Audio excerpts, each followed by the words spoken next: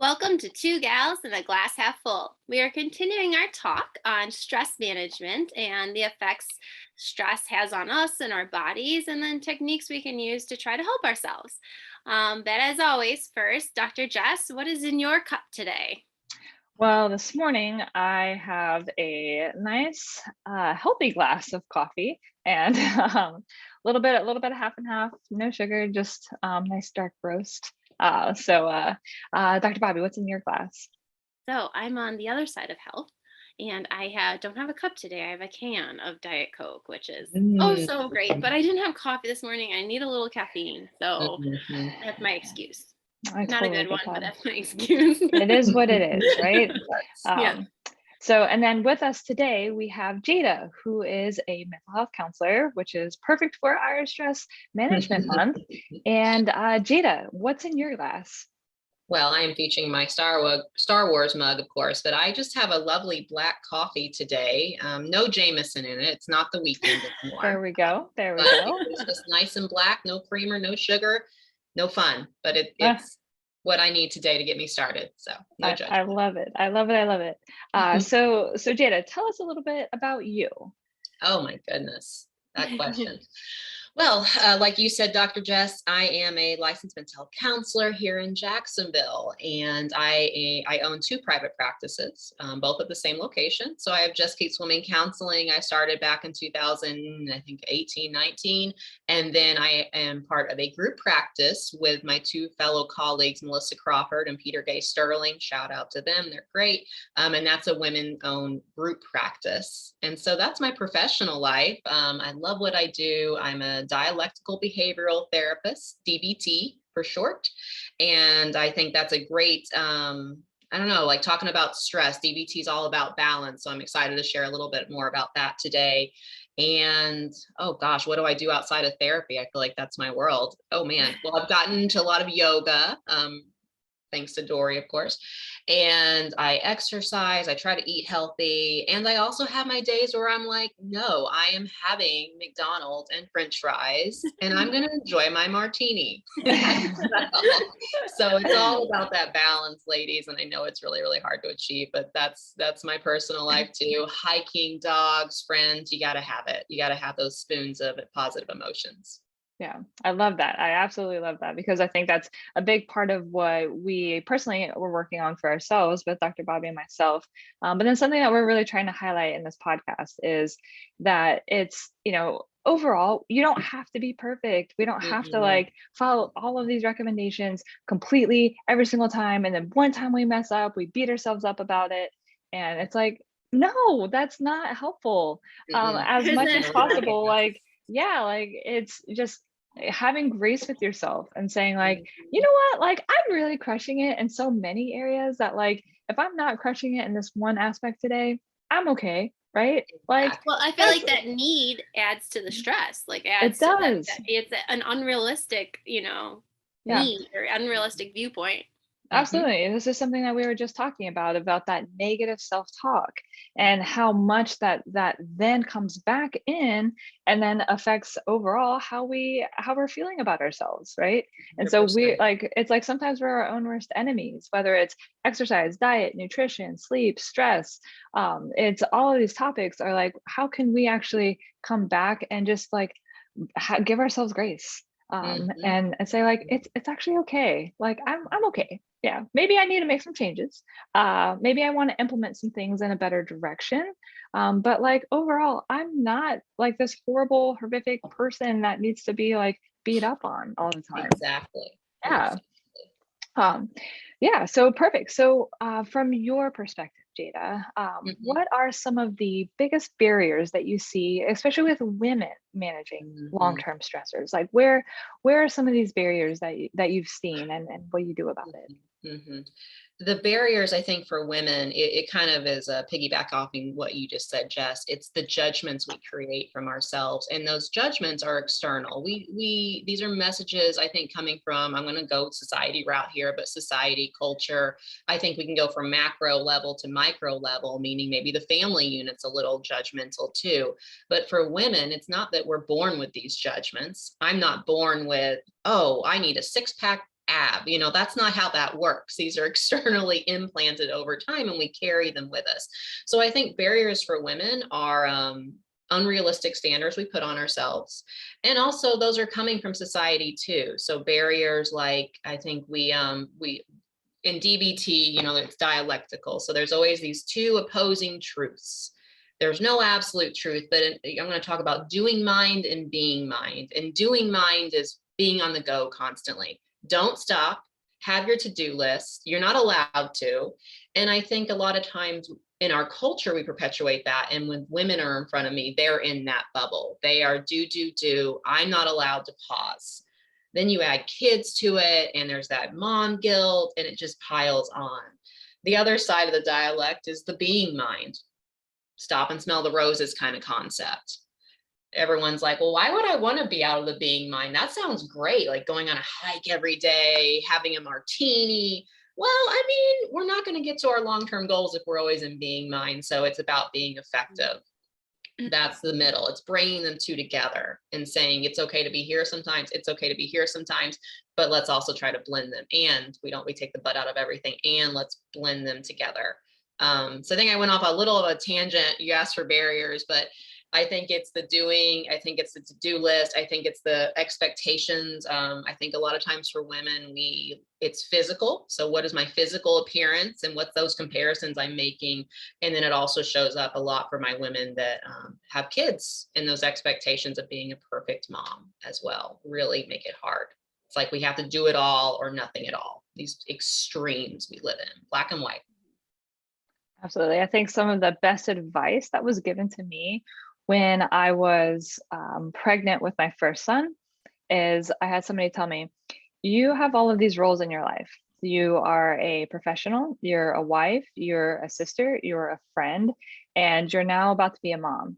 And you are not going to crush it every day in every role. You're not. It's not possible. So there's going to be days that as a professional, you're like, I'm doing this, I got this. And then there's going to be days as a mom where you're like, yeah, like we had this great day with the kids and we're accomplishing whatever big task we're trying to accomplish. But like, you're not going to be on that high in every role every day. And so, yeah. And I think being aware of that ahead of time helped me really think about that as far as like, interesting. I never considered, and it's not a failure, right? You're not failing because you're not crushing it. You just aren't crushing it. Yeah. So recognize that, and then say like, okay, well, I was really busy and I had asked my husband to pick up the kids because I was running late, and I'm not a failure. I made a plan to make sure that they were still picked up, even though it wasn't me that did it, right? So that's not, it's something that I've had to work on a lot myself to really try and reframe that thinking. I'm not an absent parent. I just had a lot of work that day that I had to finish, and then I can be present once we're all home. So yeah, I don't know, Bobby, if you feel like just like balancing that, like doing and then being a part of the awareness of like, oh, I'm in the moment, this is great, but then it's like, I gotta get this done, Kind of a lot of you guys know Jess and she's married, I'm not, she has kids, I don't, very different in that way. That's so, me too, Dr. Bobby. So I can speak from like on my end of things where, you're talking about the kids and the and right now I have so many like professional goals and so many things like this. But at the same time, then I feel like I'm failing in dating. I'm feeling in my opportunity. I might not be able, as I age, there's a chance you can't have kids, like if you've passed that. And so like, I feel those like stressors and those on the other end of things. And, when people, why aren't you married? Well, I haven't found the right person. Like I'd love to be like, like when people kind of, I know they judge a lot. Why would you do it as a parent? Or, like things like you kind of get the other end. People just assume I'm married. People just assume I have kids. And like, then they assume that like, well, why don't you want it? And it's like, no, I do, like, so like, I feel like from that on that end is like trying to balance that professional life and like my goals and those dreams with trying to find someone. And it's not easy in this world and day. I agree, Dr. Bobby. You get those, I love how you guys put your first names, by the way, Dr. Jess and Dr. Bobby. But yes, I come from another extreme where I am also not married, no kids. I don't want kids, and that's fine, but that judgment that comes with that. So I think it's the judgments, and I'm sure I don't even need to ask. Brene Brown speaks of this, right? Being selective about the feedback we allow to carry within us is so important. We want to be open. I think that's really important, and very selective. As she said, there's a lot of cheap seats that are filled in that arena with all that negativity that comes at us. So I get questions. You don't want kids? Oh my God, why? Well, why not? Why would I? Like, why is that a bad thing? So being very selective, because we can take those messages, and that external message all of a sudden becomes internal, and we're using someone else's opinion to judge ourselves by. Right. So difficult to move. It's hard. I was gonna say, I feel like that's really hard. Like I can see it, but like I don't know how, like it just, you feel so much, like you still take it personally. I'm sure, Jess, if anyone says anything about your parenting, like, or your ability to be a wife, or, things like that, like you take it internally. Absolutely. And it's hard to just hold on to you too. Yeah. And I think that's where it's important, when in the moment, you might not be able to address it right then, right? You might be, you might not be ready. I mean, sometimes, if a comment is received, I can quickly turn around and be like, I disagree. And this is why. Not in a combative way, but like, no, I disagree with that comment. And you're not going to get away with telling me that, and that like somehow I'm inferior and you're better, right? And like I said, not like a rah, rah, rah, but just like, no, let's all call it out right now. We're gonna name the elephant in the room of like, you are perceiving that I'm in some way inferior, or not, not living up to some standard that you have for me. And I disagree with that standard that you're placing on me. And I just want to say that out loud, because I think it's helpful if we just say things out loud. And some people find that uncomfortable. But I'm not attacking you. I'm not saying anything that's destructive towards you. I'm naming the elephant in the room, which is the perception of me, and I don't appreciate it. That's all. So that's a strategy that I've used, which like I said, I create tense situations when I do that, but it helps to protect me from that negative talk that would then come into me. Now, there's times when I don't quite recognize it yet. It like the comment's there and it starts like working its way in. And like, I'm like driving home and I'm like, Mull around like this. Yeah, I don't love what I'm feeling right now. And it's like kind of like bothering me. And then, and then I'll usually like, again, like I say things out loud, because when I start to say it out loud, then it helps me to then hold on, like get it going, because I can touch it, I can feel it, I can, I can take it somewhere and then throw it away if I want to. Like we tell Jacob, you take that and then you flush it down the toilet. Or like you put it on a rocket ship and you blast it in outer space. 100%. But it's like trying to own it and take it and touch it and feel it. Then we can do something about it. But otherwise, it just sits in there, and then we just kind of feel it, and it's just uncomfortable. And then it starts to weigh us down and weigh us down and weigh us down.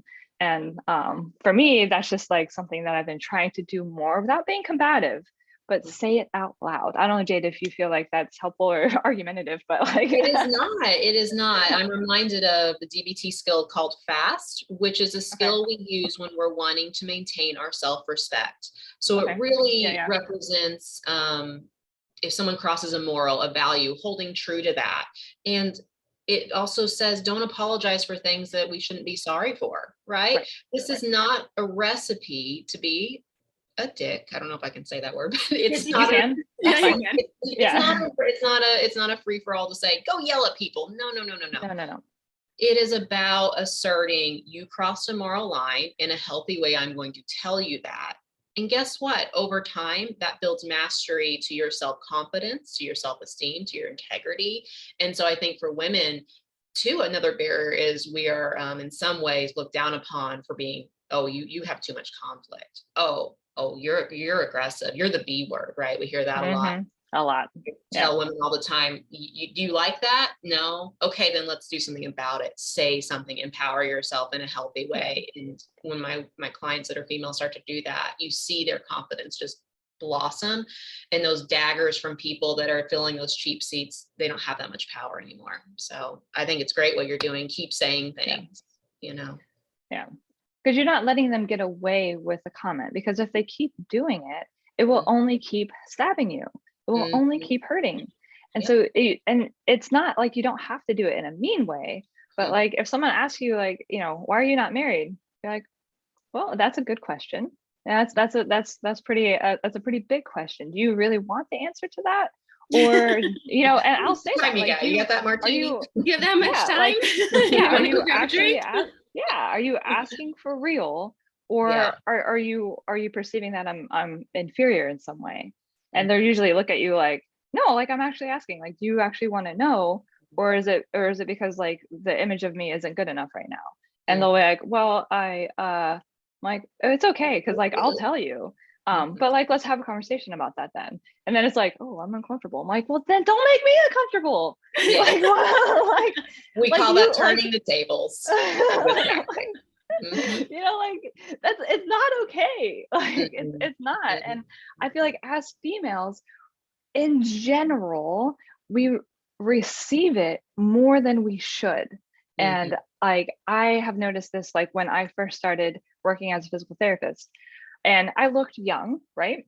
I was in my late 20s, and it would get like, oh honey, what do you really know? Or oh hey, you know, and like these like, oh, you know, and you're like, well, actually, thank you for asking me what I do know. My name is Dr. Jess, and I do have a doctoral degree in this subject, so I know a good amount. So please ask me. And again, just like reframing that and saying like, I'm not honey, I'm not dear, I'm not some demeaning term to you. This is who I am, and this is my role that I have. And I just think that if we speak to each other on this more respectful level, that we'll be able to move forward better in this society. You don't have to like say like, oh, I'm going to do everything professionally and I'm going to be, it's just, but in general, why do we have to be so demeaning sometimes? It doesn't make any sense, and it's not productive, and it's just meant to push us down, you know? But it took me a while to be able to be like, well, excuse me, please don't tell me that I don't appreciate the way you're speaking to me. Like that doesn't work either. Yes, exactly. No, I love it. Keep speaking up for yourself. And it is hard because I think women, another, I think, barrier you just addressed here is that stereotype of, well, you're a young female in a profession, what do you know? There is that demeaning that takes place as well with that. So by saying something, you're also giving them pause to maybe look at their own, I think we could call these microaggressions, I believe, but even taking a look at those. What are some techniques for someone that wants to start standing up for themselves but don't have the confidence yet? And maybe it is a comment of like, why aren't you married? Or maybe it is in a workplace where you're surrounded by more men that are above you, or, you know, things like that. What are some things, you know, a woman could start to do Yeah, it's to build that confidence? You know, I think you start with a good old list. That's what I do with my clients, of like these areas where maybe you are feeling that hurt, and like ideas for yourself. And I always like to challenge my folks, like start with the biggest one. You're going to see the greatest benefit from tackling that big one first. I'm telling you. And I get it's scary. So we may start small, but just to give some tactics, body posture is everything. So a lot of times, and you all may have experiences or have witnessed professionals that are female do this, but we do this head down, we close ourselves off, we cross our, like it's all this shrinking. I'm invisible. And I think that is a message of maybe some shame there, maybe some lack of confidence there, kind of all the above. So I always tell my folks, change your body posture. Change your body posture, change your chemicals, change your emotions, or just brain sensations. You can change it all. So I want that head to be up. I want your tone to be louder. I want you to make eye contact. Start there. I think just that body posture. Starting each day with a lovely intentional word, focus, strong, powerful, whatever it may be, and having those moments of setting in that word, mindfully setting, keyword mindfully setting in that word. If you notice the thoughts of judgment coming in or these external messages, they're just thoughts. There's no facts to them. We just think there are. So I tell my folks to label, oh, there's that judgment thought. Oh, pop the thought bubble. Oh, get off the train. So whatever's going to help you remember to deboard. I do train, like, let me deboard this train at the next stop, and then refocus back on my intention word. So body I like posture, that. intention word, checking the facts, getting off the thought bubble. Those are all really powerful. And then we can pull them all together. And then you have, I mean, start with an I feel. Like, I feel frustrated that you brought up, you asked me about my age. I feel disrespected. Like, being able to start there is a really powerful place, and go from there. There's tons of DBT techniques that are a little bit more involved, like Dear Man. Dear Man's about assertion and getting your objectives met in a conversation. Even if you don't get those goals met, it's about leaving that conversation feeling empowered. And so part of Dear Man is being mindful. So the body posture is important, and not allowing someone to throw you off your game. Yeah. So sometimes you may be met, if you're trying to set a boundary, with, well, what do you mean? Why is that an issue for you? That shouldn't be an issue for you. No, it is an issue for me. Thank you, though. And get right back to it. Right. If you're not getting anywhere with someone, I use turn the tables. That's what you guys were describing earlier. Like, well, how would you solve this problem, Joe? Like, what would you do, if you were being asked about your age repeatedly or something like that? So turn the tables, all that. I like the way how you said it. It's something I did a lot of self-development at one point. Mm-hmm. I did a brief stint with multi-level marketing. So I did a lot of self-development. I'm glad I did that MLM, because it taught me a lot. And one of the big things was, when you're addressing people, instead of saying, hey, you're doing this, doing that whole putting on you, like, I'm feeling this way, because it leaves them less defensive and more open to kind of hear what you're saying, because you're telling them about your feelings versus saying they're doing something. Exactly. And it was a way for me to kind of build that confidence, because then, I was putting it on me, which, and then that way building through there. Mm-hmm. Yep. Own it. And then what can they do? Exactly. But you statements coming in hot, think about what you would do, right? I'd be like, Right, Matt, yeah, you just all of a sudden you're like, ah. So I feel statements is a great way to start. And anyone could do a Google search of DBT, Dear Man, DBT, fast skill. DBT loves acronyms, by the way. So but you can find those really detailed steps. And with Dear Man, for example, you want to write it all out, what you want to say. So these would be situations that are coming up maybe with your boss, like you didn't get a raise. So situations where you want to really think about what you want to say. Those are all, you can find those online. If you have a therapist, you could talk to them about it, and role play and prepare. There's nothing wrong with that. Preparing for those hard conversations, especially. Yeah, absolutely. I think this really ties into a lot of what we're talking about with stress management, right? Because it's the negative self-talk that is what makes that stressful situation worse. Mm-hmm. So being able to not learn how to not have that be our default. Like, if our default is to bring it back into ourselves and say, like, somehow this is our fault, or we're not good enough, or whatever it might be, then that stress management isn't really going to go well.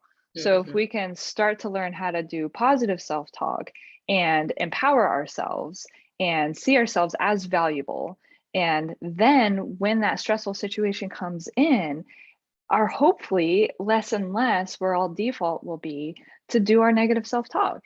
So when that stressful situation comes in, now we've been working on this more like, positive reframing, thinking about us as an individual and who we are.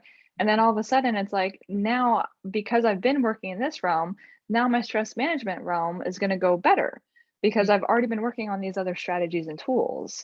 Exactly. And so again, it's something that, especially when I was first starting out in the profession, it was something I really had to work on very much for me. I'd always been in academia, right? Like, in academia, you are defined by how you test. right? It is. And if you can test well and you perform well in that manner, you get respect. Mhm. And then all of a sudden you leave that world and now you're standing alone. And it's how you talk, how you present, what your output is. And Mhm. it's completely different for how you earn respect. Mhm. And it was like, wait a minute, like I don't look like I know a lot, right? Because I'm not that old. I don't have a ton of experience behind me. Sometimes I honestly don't know if I have the right answer.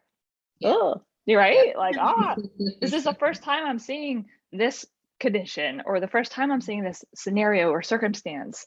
Mhm. And it was like, and then if Mhm. I start doing that, and then all of a sudden this person looking at me is like, "Ooh, I'm recognizing that you're not owning this," um, then all of a sudden now my day starts getting worse, and all Yeah. of a sudden some of the people in my life might be my work situation might be um, asking things of me that I should say no to, Mhm. but I am saying yes, which is making my stress situation higher and higher and higher and higher because I don't realize that I need to stand up for myself and say, that's unethical. Mhm. No, I will not do that. Mhm. But I'm doing my negative self talk. I'm not good enough. I'm not, so Yep. this negative What do self I talk know? and then Mhm. this work stress coming in.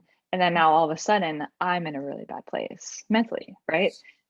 Physically, I'm in a bad place. My stomach's hurting. I'm getting tension headaches. And it was like, wait, hold on.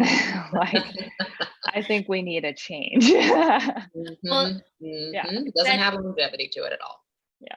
a lot of times just I get patients, and depending on how well I know them is kind of, sometimes I'll say it jokingly if I know them really well, or sometimes I'll say it more seriously, but I say the same kind context of things. They'll be like, so I have a question, and you're in the eval and you don't quite know, and I always respond with, well, I have an answer. I'll try, but I may not know it. Like, I'll write it out. I may not know the answer, but I'll find it out for you. Like, Mhm. sometimes, just to take that stress off of like having to answer, Mhm. know the answer, like right away be like, I may not know it, but Yep. we'll figure Mhm, it out, or we'll start with what we know. That's a mhm. great tactic. I do that too. I'm like, I'm not going to sit here and pretend I know everything. That's Mm-mm. stressful, but I will tell you, I don't know. What a wonderful question. Let's figure it out. And Right. I think that's, and sometimes I even do that myself. Being in healthcare, I go to the doctor and I want to know what's wrong. Well, sometimes we just don't know. Healthcare isn't Mhm. perfect. Our bodies are amazing mysteries and miracles. And sometimes we Mhm. don't exactly know what's causing that pain or that illness. It takes a while to figure it out. Yeah. We'll do everything we can to figure it out, but I may Yeah. not have all the answers and I may not have them all right away. We Mhm. might not have them in the moment. That's okay. Nobody Yeah. does. If somebody tells you they have all the answers, they're lying to you. Run, run, Nobody has all the You answers. may be dealing with a narcissist. Run away. run. Exactly. Like it's not okay. Yeah. Yeah. So yeah, just and having that grace of saying like, it's okay that I don't know, but I will find it out. Yeah. Okay. Mhm. And Right. we're gonna work on this together. Yeah, that's totally fine. Yeah. Um, absolutely.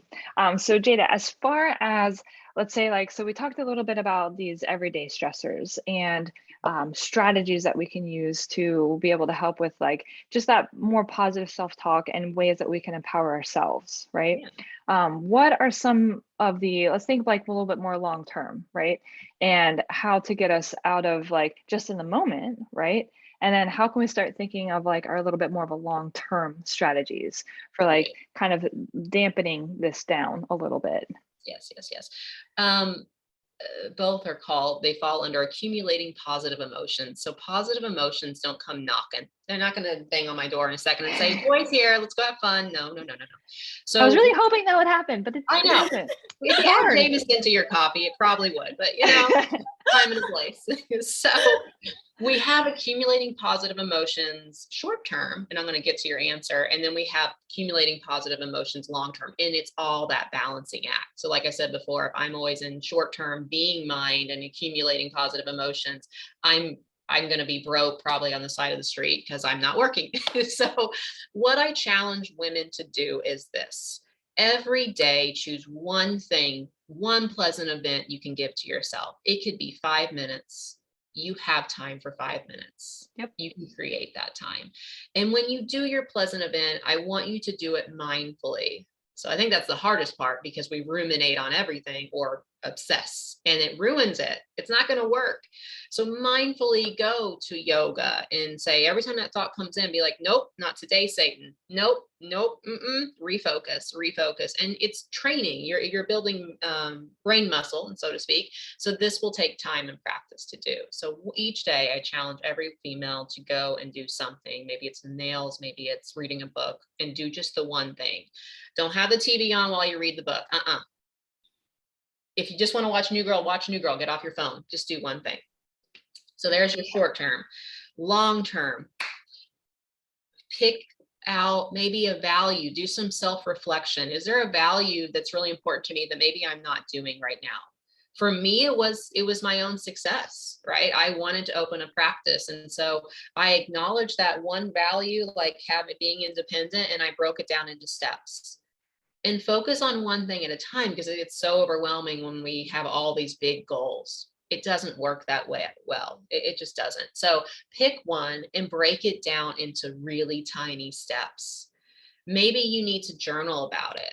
Maybe you need to I used to do a vision board to keep you on track, or to keep that motivation alive. Have pictures around that represent that, because it's easy for the just everyday doing mind in life to lose track of our main long-term goal. So balance those two. And while you achieve and work toward your long-term goal, maybe that's going to classes, maybe that's, I don't know, hiring a mentor or something. Be mindful of how good that feels and track that, so you can maintain your motivation, your momentum while you achieve the long-term. You're going to start to feel good every step you do. And then of course, still have one thing a day you do that's mindfully pleasant for you. Perfect. It's balancing. Yeah, I like that. Yeah. Yeah. And I think that's sometimes where, when we get started with the short-term things, and it's like, okay, good. We're like making some progress, but then we almost like stop there. Right.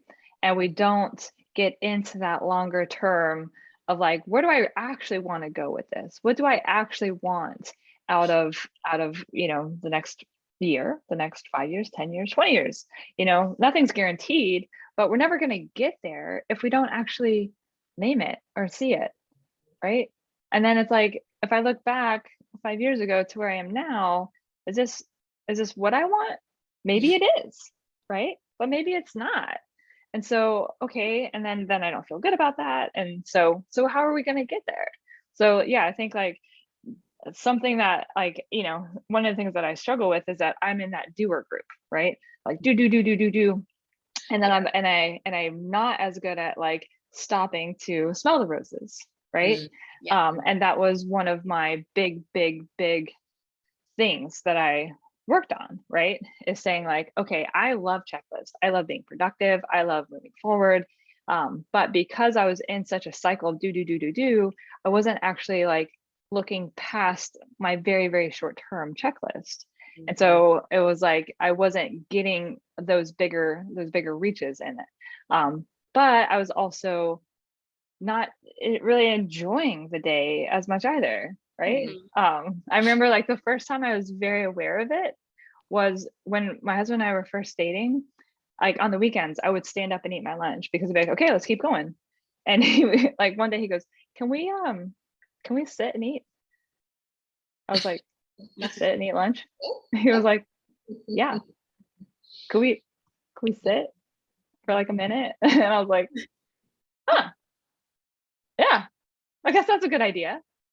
And it started making me realize that I need to be present.